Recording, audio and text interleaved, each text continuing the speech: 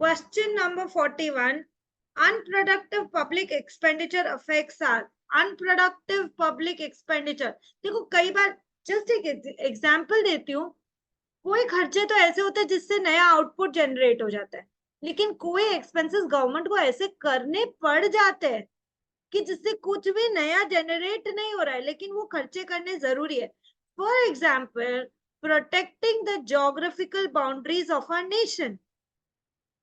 इतने सारे हम आर्म्स आर्म्यूमेंट्स खरीदते हैं, इतने सारे वहां पे सोल्जर्स जस्ट हमारे बाउंड्री की रक्षा करने खड़े हुए, तो उससे कुछ नया जनरेट नहीं हो रहा है, जो है उसी को प्रिजर्व करे, लेकिन उसके लिए खर्चा तो करती है ना इंडियन गवर्नमेंट।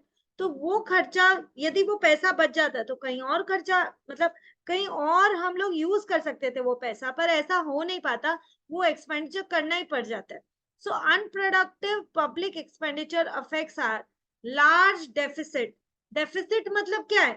कमाई से ज्यादा तुम्हारा खर्चा हो रहा है, तुम्हारे रेवेन्यू से ज्यादा तुम्हारा एक्सपेंडिचर है, तो लार्ज डेफिसिट हो जाता है because of unproductive public expenditure. High taxation, फिर कहीं ना कहीं से तो पैसा लेना पड़ता है। डू यू नो इंडिया में क्या टैक्स पॉलिसी है? तो मैं तुमको बताती हूँ, एक सर्टन रेट तक तो कोई टैक्स नहीं है, उसके बाद 10%, फिर और ऊपर जाएगी तुम्हारी कमाई तो 20%, फिर और ऊपर जाएगी तो 30%। 10, 20, 30 ये स्लैब रेट्स चलती है, एंड उस और भी उसमें काफी कुछ ऐड हो जाता है, तो वो हाई टैक्सेशन हो जाता है। कोई कोई इंसान कई बार टैक्सेशन 40% तक टच करता है। सो मैं ये बोल रही हूँ, यदि 30% भी टैक्स की कोई भर रहा है, 100 रुपए कमा रहा है, तो 30 तो उसने टैक्स में ही दे दिया ना। जो घर में बचा वो 70, जो टैक्स कटने के बाद बचता है वो डिस्पोजेबल इनकम कहलाता है। तो यदि जितना ज्यादा पब्लिक एक्सपेंडिचर अनप्रोडक्टिव होता, उतना फिर पैसा चाहिए तो टैक्स से लेकर आएगा, तो high taxation, lower economic growth, economic growth कम हो जाएगी क्योंकि मेरे फालतू के खर्चे ज्यादा हैं। Fewer resources available for elsewhere, for use elsewhere, मैं अपने ज्यादा रिसोर्सेज यहाँ यूज कर रही हूँ। तो इकोनॉमिक्स में एक बात तो पढ़ी है कि नहीं, कि resources are scarce, when resources are scarce, तो यदि यहाँ यूज कर रहे हो तो कहीं और यूज करने के लिए वो कम पड़ जाएंगे। Then greater debt burden in future, तो हमारे जो भी एक्सपेंडिचर है उसको पूरा करने के लिए यदि मैं डेट ले रही हूँ, तो वो बर्डन आगे इंटरेस्ट के रूप में मुझे चुकाना ही पड़ेगा। So these are unproductive public expenditure effects. Next, explanatory document of budget, earlier known as expenditure budget, is now known as, नाम चेंज कर दिया, पहले जिसको एक्सपेंडिचर बजट बोलते थे, अब उसको एक्सपेंडिचर प्रोफाइल बोलते हैं। पहले जिसको एक्सपेंडिचर बजट बोलते थे, अब उसको एक्सपेंडिचर प्रोफाइल बोलते हैं। Budget concept, balance budget, surplus budget, deficit budget, तीन तरह का बजट होता है। जब total expenditure is equal to total receipt, ऐसा तो घर के बजट में भी नहीं होता, एक सिंगल घर के बजट में नहीं होता, तो गवर्नमेंट में कैसे होगा? बट फिर भी हम कॉन्सेप्ट सीख रहे हैं। जब एक्सपेंडिचर टोटल रिसीट्स के बराबर होता है तो बैलेंस बजट, जब भी टोटल एक्सपेंडिचर कम है और रेवेन्यू ज्यादा है, पैसे बच गए, तो that is surplus budget. And जब एक्सपेंडिचर ज्यादा है और रेवेन्यू कम, जो जनरली इंडिया में होता है या कोई भी डेवलपिंग कंट्री फेस कर रही होती है, क्योंकि हम खर्चा करते हैं किसमें? टेलीकॉम में खर्चा करेंगे, ट्रांसपोर्टेशन में खर्चा करेंगे, कम्युनिकेशन जो भी है, स्कूल्स बनाएंगे, रोड्स, ब्रिजेस, डैम, हमारा खर्चा ज्यादा है हमारी इनकम से भी, तो हम क्या फेस करते हैं? Deficit budget. तो तीन तरह का बजट का कॉन्सेप्ट एग्जाम में आने लायक क्वेश्चन। अब खर्चे कैसे होंगे? कैपिटल एक्सपेंडिचर होगा जो कि नॉन रिकरिंग होता है, रेवेन्यू एक्सपेंडिचर होगा जो कि रिकरिंग या डे टू डे एक्सपेंडिचर होता है। Total receipts is equal to capital receipts plus revenue receipts. जितना भी खर्च, जो जितना भी मिला है, कैपिटल नेचर में मिलेगा या रेवेन्यू नेचर में मिलेगा। जो डे टू डे आइटम्स है वो रेवेन्यू है, जो बैलेंस शीट आइटम्स है वो कैपिटल। तो total receipts is capital receipts या revenue receipts. Question number 44, CE capital expenditure, increase in asset, मैंने कोई एसेट खरीदा, land and building, plant and machinery, furniture and fixture, computer, printer, motor vehicle, ये सब assets है और government ये सब खरीदती है जैसे हम खरीदते हैं। तो एसेट बढ़ाएंगे तो खर्चा तो बढ़ेगा ही ना, बैलेंस शीट में दिखेगा एसेट। तो इसको इंक्रीज इन एसेट होता है, या कोई लाइबिलिटी चुका दी, डिक्रीज इन लाइबिलिटी, तो क्या बन जाता है हमारे लिए कैपिटल एक्सपेंडिचर। एग्जाम का क्वेश्चन हो सकता है, रोड कंस्ट्रक्शन कर देना कैपिटल एक्सपेंडिचर है, बिकॉज इंक्रीज इन एसेट हो रहा है। Repayment of loan capital expenditure है, बिकॉज रीपेमेंट ऑफ लोन करने से क्या हो रहा है, डिक्रीज इन लाइबिलिटीज हो रहा है। Okay, next is revenue expenditure. Revenue expenditure recurring in nature, regular in nature.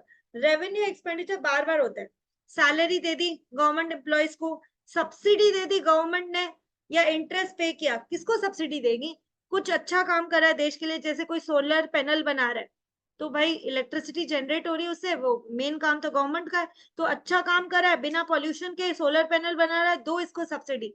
Tax government लेती है, सब्सिडी एज हेल्प गवर्नमेंट देती है हमको। So subsidy given is revenue expenditure of the government. Interest paid, loan लिया तो interest तो चुकाना ही पड़ेगा, that is revenue expenditure of the government. कुछ भी एक वर्ड लिख दिया, रोड कंस्ट्रक्शन क्या है भाई, कैपिटल एक्सपेंडिचर, बोला इंटरेस्ट पेड क्या है, revenue expenditure. Next, capital receipts, increase in liability, example borrowing, loan लिया तो एक बार तो पैसा आ गया ना, लेकिन बैलेंस शीट में लोन टेकन आता है, balance sheet item is capital in nature, P&L में जो आता है that is revenue in nature. So increase in liability, loan लेने से लाइबिलिटी, दैट इज बोरोइंग से लाइबिलिटी बढ़ती है, that is capital receipt. Decrease in asset, example disinvestment, मेरा कोई एसेट था मैंने बेच दिया, तो बेचा तो एसेट गया, पैसा आया, जो पैसा आया that is capital receipts. Revenue receipts, tax revenue, tax is recurring in nature for government, bar bar tax तो लेगी ही ना। आज तुम जितनी बार सामान खरीदने जाते हो मार्केट में, it is inclusive of taxes, कई कई सामान विद टैक्स ही पे करते हो ना तुम। सो टैक्स रेवेन्यू रिकरिंग है, बार बार आता है गवर्नमेंट के पास। एंड नॉन टैक्स रेवेन्यू, ये रेवेन्यू रिसीट्स है। आज हमने पासपोर्ट बनवाया, तो पासपोर्ट रेवेन्यू रिसीट है गवर्नमेंट के लिए, कोई एसेट नहीं खड़ी हो गई उससे गवर्नमेंट की। तो नॉन टैक्स रेवेन्यू, जैसे पासपोर्ट बनाया, जैसे कोई और फीस पे कर दी, ठीक है, ये सब रेवेन्यू रिसीट्स है गवर्नमेंट की। Question number 45, central government expenditure is classified into 6 broad categories as below. First है center का expenditure, establishment of center, establishment expenditure of center, central sector schemes में पैसा CS डाला, other central expenditure including those of CPSEs, central public sector enterprise, and autonomous bodies. तो central, first है central expenditure, second क्या है, centrally sponsored schemes and other transfers. The transfer include centrally sponsored scheme, जो central transfer करता है, finance commission के transfer भी खर्चे हैं, centrally sponsored transfer, and other transfer of states. क्या लिखा है मैंने, children please note that after doing my notes you have to read study material summary, study mat institute का, उसके पीछे समरी दी हुई है, and do study mat MCQ and past paper questions. तो this is the first part, मैंने मेरे notes बनाए स्टडी मैट को पूरा बेस रख के, ट्राई किया सारे पॉइंट्स कवर करने के लिए। उसके बाद समरी पढ़ो, स्टडी मैट के पीछे एमसीक्यू है वो करो, पास पेपर क्वेश्चन करो। तो what we are doing is first step, हम चैप्टर समझ के, चैप्टर के अंदर की चीजें जहां भी एमसीक्यू बन सकता है वो लर्न करने की कोशिश कर रहे हैं। इसके पीछे समरी और बुक बैक एमसीक्यू करना बहुत जरूरी। उसके बाद next step is pass paper question. Question number 46, whenever a portion of debt falls due, government does not cut expenditure or raise taxes, rather they simply refinance the debt, that is sell new bonds. This process is known as debt dash, answer है debt servicing, basically to pay old loan or interest take new loan. अब एक example देके समझाती हूँ, मान लो मैं तो government हूं ना, 100 करोड़ का लोन ले लिया मैंने, ठीक है, 100 करोड़ का लोन लेने का इंटरेस्ट बन गया 10 करोड़। अब जब वो इंटरेस्ट चुकाने का टाइम आया ना, तब मेरे पास पैसे नहीं थे, तो मैंने वो इंटरेस्ट चुकाने के लिए और लोन ले लिया। तो मैं उस चक्कर में फंसती जा रही हूँ, फंसती जा रही हूँ, इट इज अ विजुअस सर्कल। तो मेरे लोन चुकाने के लिए लोन ले लेना, या लोन का इंटरेस्ट चुकाने के लिए और लोन ले लेना, दैट इज डेट सर्विसिंग। समझ में आया? तो एक विजुअल सर्कल बन जाता है उसका। लोन लिया ओल्ड लोन चुकाने के लिए या ओल्ड इंटरेस्ट चुकाने के लिए, मैं वापस से बॉन्ड्स इश्यू कर रही हूँ, दैट इज वापस से नया लोन ले रही हूँ, that is debt servicing. Next, IDMD, internal debt management department. IDMD full form याद करना है, इंटरनल डेट मैनेजमेंट डिपार्टमेंट क्या करेगा? इंटरनल डेट मैनेज करेगा। Question number 48, institutions responsible for public debt management are Reserve Bank of India, domestic marketable debt का ध्यान रखता है ये, MOS ministry of finance, full form याद कर, MOS ministry of finance, external debt का ध्यान रखेगा ये, ministry of finance, budget division and reserve bank of India साथ। Next is question number 49, borrowings of government are signed by, borrowing or of government are signified by, तो borrowing जितना भी government लेगी, कमाई से ज्यादा तुम खर्चा करने की सोच रहे हो लोन लेके, तो बोरोइंग जो होगा वो क्या होगा? तुम्हारी इनकम से ज्यादा खर्चा करने के लिए तुमने लोन लिया, तो बोरोइंग क्या है? फिस्कल डेफिसिट को बढ़ावा देता है। Question number 50, fiscal deficit is equal to total expenditure minus total receipt excluding borrowing, क्योंकि वही तो फिस्कल डेफिसिट है। तो फिस्कल डेफिसिट क्या है? जो भी टोटल एक्सपेंडिचर है उसमें से टोटल रिसीट बोरोइंग को छोड़ के लेस कर दे। Next is revenue deficit plus capital expenditure minus capital receipt excluding borrowing is also fiscal deficit. तो फॉर्मूला ये अभी यूज करते हुए सम्स भी करेंगे, दोनों को याद रख। फिस्कल डेफिसिट सिग्निफाइज बोरोइंग, तो रेवेन्यू डेफिसिट हो गया, प्लस जितने भी कैपिटल खर्चे वो करने के लिए भी पैसा चाहिए, माइनस कैपिटल रिसीट, तो नेट कैपिटल एक्सपेंडिचर मैं बोल सकती हूँ, वो क्या सिग्निफाई कर रहा है? Fiscal deficit. Next question number 52, primary deficit is equal to fiscal deficit minus net interest liabilities. Interest को हटा तो प्राइमरी डेफिसिट मिलेगा, फॉर्मूला है लर्न कर। Primary deficit is equal to fiscal deficit minus net interest liabilities, और the difference between budget deficit of a government and its debt service payment is primary deficit। वापस से एक बार बोलती हूँ, primary deficit क्या है? फिस्कल डेफिसिट में से नेट इंटरेस्ट लायबिलिटीज लेस कर दे, प्राइमरी डेफिसिट मिलेगा। अभी क्वेश्चन करेंगे इससे related. Question number 53, fiscal responsibility and budget management, fiscal responsibility and budget management, FRBM, was passed in 2003 to provide a legislative framework for reduction of deficit। भाई इतना deficit है, कम करो, उसके लिए क्या बनाया?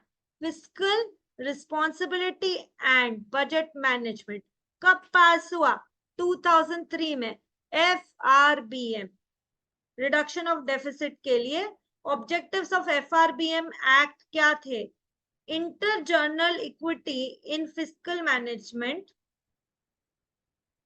एक minute, intergenerational equity in fiscal management, long run macroeconomic stability. जो कंट्री अनस्टेबल होती है ना, उसके साथ दूसरी कंट्री ट्रेड नहीं करना चाहती, लॉन्ग रन स्टेबिलिटी चाहिए। Better coordination between fiscal and monetary policy. Fiscal policy is related to government की इनकम्स एंड गवर्नमेंट की spendings. Monetary policy is related to interest rates by the banks. तो इन दोनों policy में, fiscal policy और monetary policy में coordination होना चाहिए। किसका ऑब्जेक्टिव है ये? FRBM का। Transparency in fiscal operation of the government. Fiscal operation जो है, कहां से पैसा आया कहां गया, इसमें ट्रांसपेरेंसी होनी चाहिए। The PDMC public debt management cell, वापस से एमसीक्यू बन रहा है। PDMC public debt management cell was created in 2016 under the Department of Economic Affairs। याद करने की बात है, पीडीएमसी का full form public debt management cell. कब क्रिएट हुआ? 2016 में क्रिएट हुआ। कौन से डिपार्टमेंट के under? Under the department of economic affairs. Question number 55, MTDS medium term debt management. Medium term debt management, long term debt हो सकता है, मीडियम टर्म डेट हो सकता है, ट्रेजरी बिल्स जैसे शॉर्ट टर्म डेट्स हो सकते हैं। एमटीडीएस का फुल फॉर्म है medium term debt management. Question number 56, to increase retail participation in G Sec. To increase retail participation in G Sec, G Sec का फुल फॉर्म ऊपर कराया था क्वेश्चन 40 में, government security. RBI retail direct facility was announced on 5th February 2021। So एक RBI direct facility करके facility है, that was announced on 5 February 2021 to increase retail participation in government security। Question 57, receipts that lead to reduction in asset और an increase in liability. Asset कम हो या liability बढ़ जाए तो पैसा ही आया ना, कैपिटल रिसीट। एसेट कम होगा मतलब एसेट बेच के पैसा आया होगा, और एसेट बेच के जो पैसा आता है उसको कैपिटल रिसीट ही बोलते हैं। Question number 58, receipt which neither create and liability, liability create नहीं की, nor cause any reduction in asset. इसका मतलब ना लाइबिलिटी है ना एसेट है, मतलब बैलेंस शीट की बात तो यहाँ पे हो ही नहीं रही। तो बैलेंस शीट की बात नहीं हो रही तो क्या किसकी बात हो रही है? P&L की। So that is called as revenue receipt. Question number 59, expenditure of government which result in creation of physical और फाइनेंशियल एसेट। एसेट क्रिएट होते ही आंसर कैपिटल एक्सपेंडिचर है भाई। एसेट खरीदा तूने, बैलेंस शीट में आया तेरे कैपिटल एक्सपेंडिचर, और reduction in financial liabilities, answer is capital expenditure. सब एमसीक्यू बन सकते हैं। Revenue deficit is equal to revenue expenditure minus revenue receipts. Expenditure ज्यादा होगा तुम्हारी रिसीट से, डेफिसिट होगा ही होगा। Next, primary deficit, fiscal deficit minus net interest liability, पहले भी किया था। Primary deficit PD is equal to fiscal deficit minus net interest liability. सिर्फ फॉर्मूला भी पूछ सकता है वो, तो याद रखना formula. Next 62, motions for reduction of various demands for grants, for reduction of various demands or grants are known as cut motion। भाई इतना नहीं, इतना ही पैसा दे, कट मोशन पहले भी पढ़ाया था। Two types of budgets, balance budget जिसमें revenue expenditure is revenue is equal to capital expenditure, मतलब रेवेन्यू और है ना, ये जो बैलेंस बजट है दैट इज तेरा revenue is equal to expenditure. That is जितना तेरे पास पैसा आया ना, मान लो मैं बोल रही हूँ $1 लाख आया, $1 लाख का रेवेन्यू आया और $1 लाख का एक्सपेंडिचर है, तो उसको हम बोलेंगे बैलेंस बजट, जो सच्ची दुनिया में कभी नहीं होता। अनबैलेंस बजट में या तो सरप्लस बजट होगा या तो डेफिसिट बजट होगा। सरप्लस बजट कब होगा? सरप्लस बजट तेरे पास पैसे बच रहे हैं, अरे भाई बच कैसे रहे हैं, इसका मतलब तेरा जो रिसीट्स है ना वो तेरे एक्सपेंडिचर से ज्यादा है, और डेफिसिट में एक्सपेंडिचर ज्यादा है तेरे रिसीट से। एक्चुअल में मोस्ट प्रैक्टिकली जो देखा जाता है वो डेफिसिट बजट ही देखा जाता है। क्वेश्चन नंबर 64 मैंने पहले कराया है, वापस लिखा है क्योंकि तुम्हारे स्टडी मैट में इतनी बार इस पे स्ट्रेस दिया है। Question number 64, once the prescribed period for this discussion of demand of grants is over, the speaker of Lok Sabha puts all the outstanding demands for grants vote to the house, the process is known as gluten। नहीं तो discussion ही चलता रह जाएगा, discussion को stop तो करना पड़ेगा ना, और एक डिसीजन पे आना पड़ेगा। The process is called as gluten. तो जब भी तुम मुझसे बोलोगे कि 1 घंटा क्लास कम लो, छुट्टी दे दो, ठीक है। तो मैं to put that discussion to an end, the process जो मैं यूज करूंगी अपनी क्लास के लिए, मैं क्या बोलूंगी उसको, ग्लूटेन, ठीक है। स्टॉप ऑल आउटस्टैंडिंग डिमांड का डिस्कशंस बंद और एक नतीजे पे आ जाओ, that is gluten. Question number 65 देखो भाई, सिर्फ क्वेश्चन देखो, आंसर ढूंढने की कोशिश करो, मुझे बताओ। रेवेन्यू रिसीट्स 40,000 है, ध्यान दो स्क्रीन पे। Revenue receipts 40,000, recovery of loans 10,000, borrowings 30,000, other receipts 10,000, expenditure revenue nature का 49,000, एक्सपेंडिचर कैपिटल नेचर का 52,000 और इंटरेस्ट पेमेंट 4,000 है।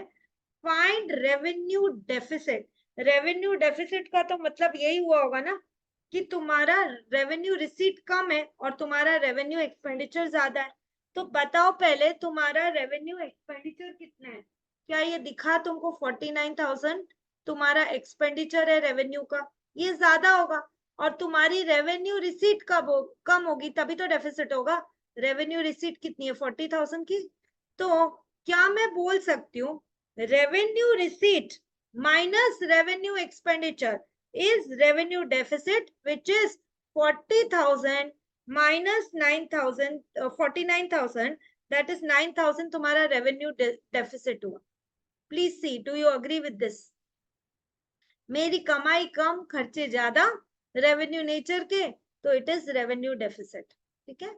नेक्स्ट पे आओ। नेक्स्ट हमको ढूंढना है fiscal deficit. Fiscal deficit, please fiscal deficit का फॉर्मूला याद करो। टोटल एक्सपेंडिचर, देखो दिखाती हूँ। Fiscal deficit total expenditure minus total receipt excluding borrowings. Total expenditure excluding borrowings, एक मिनट देखो, ऊपर फिगर्स दिखे हैं इसलिए मैंने इसको छोटा किया है। अब देखो टोटल एक्सपेंडिचर क्या होगा, revenue expenditure plus capital expenditure is total expenditure. तो देखो रेवेन्यू एक्सपेंडिचर कितने का है, क्या तुमको दिख रहा है, revenue expenditure 49,000 is your revenue expenditure, ठीक है। अब कैपिटल एक्सपेंडिचर देखो, expenditure of capital nature is 52,000। तो रेवेन्यू एक्सपेंडिचर और कैपिटल एक्सपेंडिचर को जोड़ दे तो तेरा टोटल एक्सपेंडिचर मिला 1,01,000 का, ये तेरा टोटल एक्सपेंडिचर है। अब चल टोटल रिसीट्स के, टोटल रिसीट्स में क्या होगा, revenue receipts plus other receipts जो भी है, रिकवरी ऑफ लोन भी तो रिसीट ही है।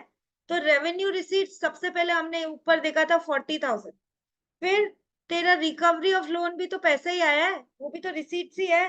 एंड अदर रिसीट्स भी तेरे को दिख रहा है, अदर रिसीट्स 10,000, ये भी तो तेरा रिसीट्स ही है। तो 40 प्लस 10 प्लस 10 60,000, ये तेरे सारे रिसीट्स हो गए। अब एक बात बता कि तेरा एक्सपेंडिचर है 1,01,000 और तेरा रिसीट्स है सिर्फ 60,000। सब्ट्रैक्ट कर, रिसीट 60,000 माइनस टोटल एक्सपेंडिचर 1,01,000, कितना बचा, डेफिसिट कितना हो गया, फिस्कल डेफिसिट बता। 60,000 minus 1,01,000. Fiscal deficit is 60,000 minus 1,01,000. Fiscal deficit is how much? अरे कैलकुलेटर नहीं है या कैलकुलेशन करने आता नहीं या स्क्रीन देखने आता नहीं, बोर्ड पे लिखा हुआ है फिस्कल डेफिसिट इज 41,000। ऐसे लगता है ऑनलाइन क्लास में बच्चे कितने शांत हैं, इनको जरा क्लास में आके देखो। हाँ, क्लास में कैसे होते हो और घर में कैसे होते हो। 41,000। नेक्स्ट देखो primary deficit, fiscal primary deficit, please formula याद करो। Primary deficit is equal to fiscal deficit minus net interest liabilities. अभी अभी हमने ऊपर ही फिस्कल डेफिसिट निकाला था, तुमको दिखा देती हूँ। फिस्कल डेफिसिट 41,000 निकाला था, ये दिख रहा है फिस्कल डेफिसिट 41,000 में से इंटरेस्ट लायबिलिटीज हटाना है, इंटरेस्ट लायबिलिटीज हटाओ भाई, इंटरेस्ट लायबिलिटीज कितनी है दिख रही है क्या? Net interest liabilities is how much, ये देखो तुम्हारे सम का लास्ट लाइन इंटरेस्ट पेमेंट 4,000, तो ये लेस करना पड़ेगा। सो प्लीज ध्यान दो, primary deficit is equal to fiscal deficit minus net interest liability, 41,000 minus 4,000 is 37,000। अब नीति आयोग पहले भी सिखा दिया था, NITI Aayog national institution of transforming India, NITI Aayog national institution of transforming India. Question number 67 and the last question for the day is, under the provisions of Article 266 subsection 1 of the Constitution of India, public account is used in relation to all the funds flow where government is acting as a banker. Example include provident fund. Provident fund क्या होता है भाई, हम हमारे employees के लिए इकट्ठा कर रहे हैं, जब वो रिटायर होगा यहाँ से तब उसको एक साथ पीएफ का पैसा दे देंगे। And small savings, the expenditure from this fund need not be approved by the parliament. Please याद रखो, कौन सा एक्सपेंडिचर पार्लियामेंट से अप्रूव करने की जरूरत नहीं है। Answer is provident fund and small saving expenditure. It needs not be approved by the parliament. तुम अपने एम्प्लॉय, गवर्नमेंट एम्प्लॉय जो जीवन भर तुम्हारे लिए काम किया है, उसके लिए ये फंड बना रहे हो, that need not be approved by the parliament under the provisions of article 266 subsection 1 constitution of India। ये बोला है on account it is used in relation to all the fund flows where government is acting as the banker। यहाँ पे government banker जैसे act करती है। Example include provident fund and small savings, the expenditure from this fund, that is expenditure from this fund need not be approved by the parliament। तो ये point 67 था। Children, I have tried to cover this your study mat in points, जो कि chapter number 7.3 67 points में हुआ है। Now what is your part of work? Either you listen to this video again, learn, और आप note से learn करिए, यही बजट वाला चैप्टर का नोट्स इससे लर्न करिए। ये 67 पॉइंट्स आपको एकदम पक्का होना चाहिए। उसके बाद हम पीछे की समरी पढ़ेंगे, उसके बाद हम जो आपकी बुक है जो इंस्टीट्यूट ने दी है उसके पीछे के एमसीक्यू करेंगे। पहले वो मत करना, पहले इस 67 पॉइंट्स को एकदम पक्का करना, और मैं एक्सपेक्ट करती हूँ कि 3-4 दिन में एटलीस्ट आप ये पक्का कर लेंगे।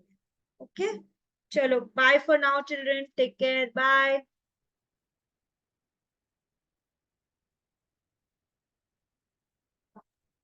Bye ma'am.